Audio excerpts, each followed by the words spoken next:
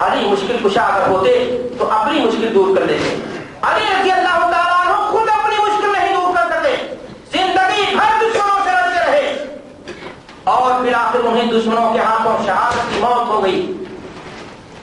اگر آپ کے کہنے کے بموجب ہم ہندوستانی بھائیوں کا حال کچھ اور ہے, اینٹی بایوٹک دوا کی طرح مرنے کے بعد طاقت زیادہ بیان کرتے ہیں. زندگی میں لوگ کچھ نہیں کر پاتے, مرنے کے بعد جیسے طاقت بڑھ جاتی ہو. میرے بھائیوں, میں آپ سے پوچھنا چاہتا ہوں کہ اگر علی رضی اللہ تعالیٰ عنہ کے اندر کوئی ایسی طاقت, کوئی ایسی صفت مرنے کے بعد آ گئی مشکل کشائی کی, تو اپنے بیٹے حسین کی مدد کے لیے کربلا میں کیوں نہ پہنچے؟ مظلومانہ طور سے یزیدی لشکر کے ہاتھوں شہید ہونے پر مجبور کیوں ہونے دیا؟ کیا آپ کو حضرت سکینہ کی آہو وفا بھی نہیں زندہ کر سکی کہ علی قبر سے اٹھیں اور سکینہ کی اشک سوئی کر دیں؟ میرے بھائیوں اور دوستوں, آئیے میں بتاؤں آپ کو کہ اس قسم کا عقیدہ کہاں سے پیدا ہوا. یہ کوئی نیا عقیدہ نہیں. خود علی رضی اللہ تعالیٰ عنہ کی جماعت میں ایسے لوگ تھے جو اسلام دشمن تھے, اسلام کو جڑ سے مٹا دینا چاہتے تھے, اسلام کا انہوں نے لبادہ اڑا تھا. حضرت علی رضی اللہ تعالیٰ عنہ کے بارے میں جب انہوں نے اس قسم کی بات مشہور کی کہ علی مشکل کشا ہے, علی جو چاہتے کر دیتے ہیں, علی پریشانیوں کو دور کر دیتے ہیں, تو علی رضی اللہ تعالیٰ عنہ نے ان کے لیے گڈھا کھدایا, آگ لگوائی اور زندہ انگار لگا کر کے اس میں ان کو جلا دیا. کہاں گئے وہ لوگ جو آج لی خمسۃ اطفی بہا حر الوبا المصطفیٰ والمرتضیٰ غلاہما الفاطمہ شرط لگاتے ہیں؟ آج مزاروں کے گیٹ کی زینت تعویذوں کے لیے تریاق سمجھا جاتا ہے. تعویذ فروشی, قرآن فروشی, اصلاً برام تعویذ فروشی کے دھندے نے بھی آج ملت کے ایک بڑے طبقے کے ایمان و یقین کو متزلزل کیا ہے اور ان کے ایمان کو کمزور کرنے میں کچھ اور کسر نہیں چھوڑا. آج اللہ تبارک و تعالیٰ نے امت مسلمہ کو تعلیم دی تو وہی توکل علی اللہ فہو حسبہ, کہ جو اللہ پر بھروسہ کر لے اللہ اس کے لیے کافی ہوگا. لیکن افسوس آج اس کی جگہ اعتماد اور توکل کی جگہ آدھی اور ترچھی نامعلوم کن کن لکیروں نے لے لیا, نقوش سلیمانی اور نامعلوم کن کن چیزوں نے لے لیا. آج برصغیر ہندوستان میں ڈھنگ کے ہاسپٹل نہیں جہاں انسان جا کر کے آسان اور سستا علاج کرا سکے. دیہات چھوڑیے, شہروں میں بھی نہیں, بہت مہنگا علاج ہے. لیکن آپ کو ایک چیز ضرور ملیں گے, ہر گلی کوچے پر, ہر نکڑ پر بڑے بڑے بورڈ جس پر لگا ہوا ہے روحانی معالج, جن کے پاس ہر بیماری کا علاج, ہر مشکل کا علاج, ہر پریشانی کو دور کرتے ہیں. بھینس بھی آپ کی غائب ہو جائے تو ان کی یہاں تعبیر لیجیے, بھینس مل جائے گی.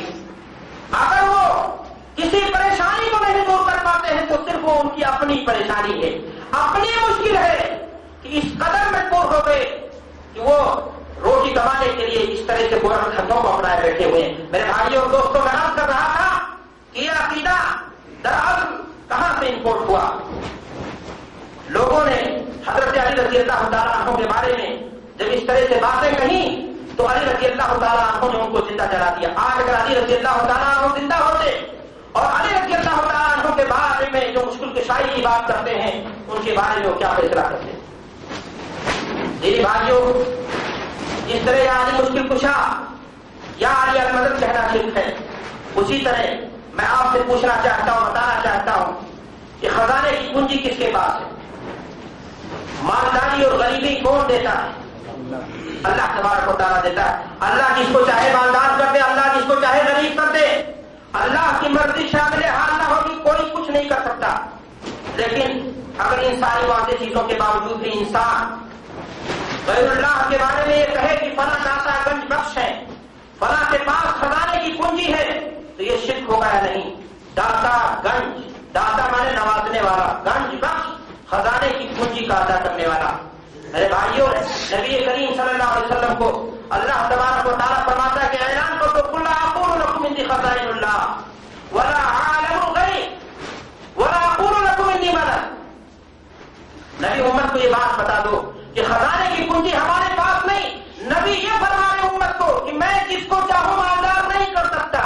خزانے کی کنجی اللہ کے پاس ہے, لیکن اللہ کے رسول کے امتیوں کو یہ پاور دے دیا گیا کہ وہ جس کو چاہے نواز دے, جس کو چاہے مالدار کر دے, جس کو چاہے کر دیں اور جس کی چاہے پریشانی دور کر دیں. میرے بھائیو یہ شرک نہیں تو پھر اور کیا.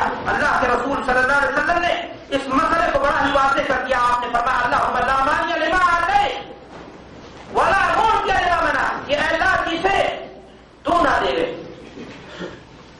اس کو کوئی دے نہ سکتا، اور جس کو تو دینے پر اتر آئے، دنیا کی ساری طاقت سے اگر روکنے پر اتر جائے تو اس کے باوجود بھی روک نہیں سکتی. میرے بھائیوں اللہ تبارک و تعالیٰ کہاں؟ آپ لوگوں سے سوال بولے اللہ کہاں؟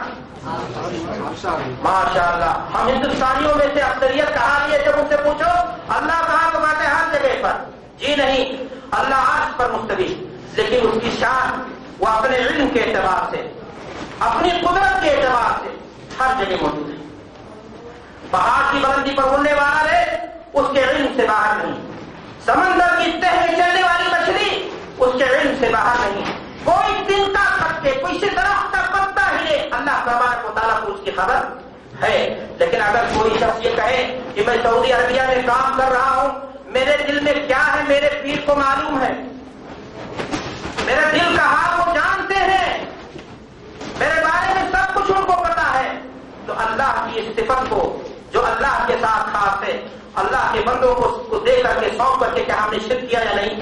بلا شبہ اس قسم کا عقیدہ شرک ہے. آج کتنے لوگ ہیں جو ہندوستان سے آتے ہوئے امام ظالم کی تعویذیں باندھ کر کے آتے ہیں اور اپنے ہاتھوں میں بات کر کے سمجھتے ہیں کہ ہم جب تک اس تعویذ کو باندھے ہوئے ہیں ہم کو کوئی پریشانی کوئی مشکل نہ آئے گی. اللہ کی حفاظت میں نہیں بلکہ امام ظالم کی حفاظت میں چلتے ہیں. میرے بھائیوں اسی قسم کے عقائد ہیں مشرکانہ جو آج ملت کی بربادی کا سبب بنے ہوئے ہیں.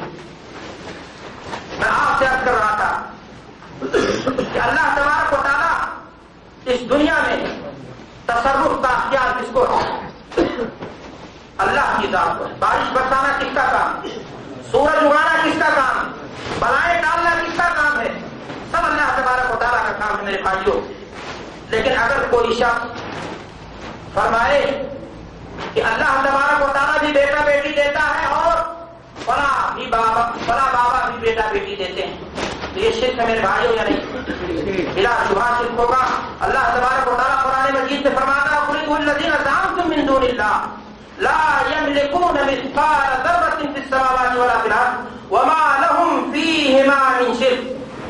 جن لوگوں کو تم جن کے بارے میں تمہارا گمان ہے، جن کو تم پکارتے ہو، وہ ایک ذرے کی بھی مالک نہیں. ایک ذرے میں بھی کوئی چیز تصرف کرنے کا اختیار ان کو نہیں. جو کچھ اختیار ہے اللہ کا ہے، لیکن اس کے باوجود بھی لوگ نامعلوم کی اتنا استھانوں پر جا کر کے اپنی کوکھ کھلوانے کے لیے نعرے کھولتے ہیں یا اللہ جانے کیا کیا چیزیں کرتے ہیں جو ہم سے زیادہ آپ جانتے ہیں. میرے بھائیوں اور دوستوں، حضرت عبداللہ بن عباس رضی اللہ تعالیٰ عنہ بیان فرماتے ہیں کہ ایک شخص اللہ کے رسول صلی اللہ علیہ وسلم کی خدمت میں حاضر ہوا اور عرض کیا کہ اے اللہ کے رسول صلی اللہ علیہ وسلم ما شاء اللہ وشی، وہ ہوگا جو آپ اور اللہ چاہ دیں. تو آپ صلی اللہ علیہ وسلم ناراض ہو گئے اور آپ نے فرمایا اجعلتنی للہ ندا وهو خلقک، تو نے ہمیں اللہ کے ساتھ شریک اور ساجی بنا دیا اور جبکہ وہ پیدا کرنے والا تمہارا تنہا ہے. بل ما شاء اللہ وحدہ، وہ کام ہوگا جو اللہ تبارک و تعالیٰ چاہے گا. اللہ کی مشیت میں ہمارا کوئی دخل نہیں، اللہ کے اختیار میں تصرف میں ہمارا کوئی دخل نہیں. کہاں گئے وہ لوگ جو نگاہیں اٹھا کر کے تقدیریں بدل دیتے؟ کتنے ایسے ملتے ہیں کہتے فلاں نے نگاہ اٹھائی زمین کھسک گئی، فلاں نے نگاہ اٹھائی دیوار ٹوٹ گئی، فلاں نے نگاہ اٹھائی. ایک صاحب نے تو یہاں تک فرمایا ایک بزرگ سے نماز نہیں پڑھنے آتے تھے 5 وقتہ جماعت کے ساتھ، ان کے بارے میں لوگوں نے جب بہت زیادہ اصرار کیا تو جوانی شاہ بابا تھے وہ کہنے لگے کہ مسجد ہمارے سامنے ٹک نہیں سکتی ہے. لوگ نماز پڑھ رہے تھے، مسجد پہنچے، مسجد کی طرف جب نگاہ اٹھائی تو چھت ڈھہ گئی، سارے لوگ شہید ہو گئے. اللہ اکبر. وہ نگاہ اللہ کے رسول صلی اللہ علیہ وسلم کی جو نبوت کی نگاہ تھی. چچا کے پاس بیٹھے ہیں، رشتہ بھی ہے، ہمدردی بھی ہے، چچا نے قربانیاں بھی دی ہیں، آنے وقت اسلام کی مدد کی ہے، رسول کا ساتھ دیا ہے، لیکن اللہ کی مرضی ہدایت کی توفیق ان کو حاصل نہیں ہوئی. اللہ کے رسول صلی اللہ علیہ وسلم کی نگاہ میں وہ تاثیر نہیں کہ آپ چچا کو دیکھیں اور ان کا دل کیا کر دیں، بدل دیں. لوگ پتہ نہیں کون لوگ ہیں جو نگاہیں اٹھا کر کے تصویریں بدل دیتے ہیں، اور اس قسم کے عقائد میرے بھائیوں لوگوں میں پھیلائے جا رہے ہیں، اور جو بلا شبہ شرک۔ اللہ تبارک و تعالیٰ نے بعض کام اپنے لیے خاص کر رکھا ہے، مثلا سجدہ، رکوع، دست بستہ کھڑا ہونا، حج عمرہ کی نیت سے اللہ کے گھر کا قصد کرنا، جانور لے جانا، نظر و نیاز ماننا، وغیرہ وغیرہ۔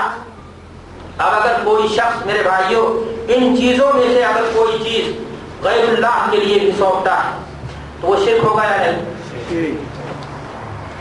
دنیا میں واحد گھر ہے اللہ کا گھر، جس کا طواف کیا ہوگا؟ عبادت ہوگا۔ اب اگر کوئی شخص سنگ مرمر کے عمدہ پتھروں سے کہیں اور کوئی گھر بنا لے، کوئی آستانہ بنا لے، کوئی مزار بنا لے، اور سوچے کہ اس کا طواف کرنا بھی عبادت ہے، اس کو زیارت اتنی مرتبہ کر لے تو عمرے کا ثواب مل جائے گا، بلا شبہ اس قسم کا عقیدہ اور نظریہ اس کے عقیدے کو تباہ کر دینے والا عقیدہ اور نظریہ ہے۔ قیام اللہ تبارک و تعالیٰ نے اپنے لیے خاص کیا، دست بستہ کھڑا اس کے سامنے ہوا جائے گا، رکوع اور سجدہ اللہ کے لیے ہی عبادت کی چیزیں ہیں۔ اگر کسی پتھر کے لیے، کسی کنکر کے لیے، کسی اور چیز کے لیے کسی نے نظر مانی تو میرے بھائیوں یہ ساری چیزیں شرک ہوگی یا نہیں؟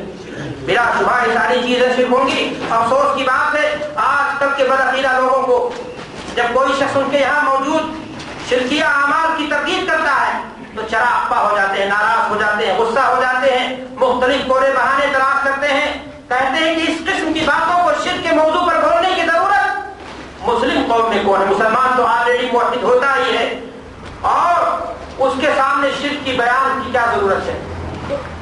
میرے بھائیوں اور دوستوں، میں ان سے سوال کرنا چاہتا ہوں کہ اگر مسلمانوں کے ہاں شرک کے بیان کی ضرورت نہیں ہے تو اللہ کو کیا ضرورت پڑ گئی کہ اپنے نبی کو مخاطب کرتے ہوئے فرماتا ہے لئن اشرکت لیحبطن عملک ولتکونن من الخاسرین، کہ اے نبی وَلَقَدْ